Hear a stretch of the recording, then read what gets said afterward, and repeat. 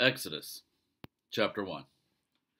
These are the names of the sons of Israel who went to Egypt with Jacob, each with his family: Reuben, Simeon, Levi, and Judah; Issachar, Zebulun, and Benjamin; Dan and Naphtali; Gad and Asher.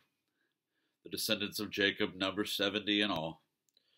Joseph was already in Egypt. Now Joseph and all his brothers and all that generation died, but the Israelites were exceedingly fruitful. They multiplied greatly, increased in numbers, and became so numerous that the land was filled with them. Then a new king, to whom Joseph meant nothing, came to power in Egypt. Look, he said to his people, the Israelites have become far too numerous for us.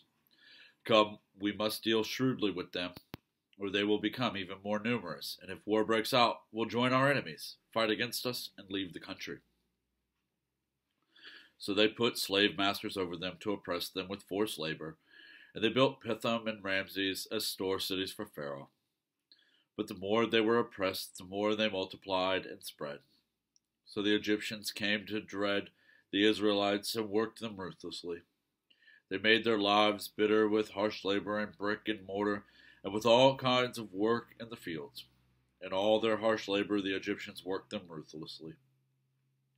The king of Egypt said to the Hebrew midwives, whose names were Shiphrah and Puah, when you are helping the Hebrew women during childbirth on the delivery stool, if you see that the baby is a boy, kill him. But if it is a girl, let her live. The midwives, however, feared God and did not do what the king of Egypt had told them to do. They let the boys live. Then the king of Egypt summoned the midwives and asked them, Why have you done this? Why have you let the boys live?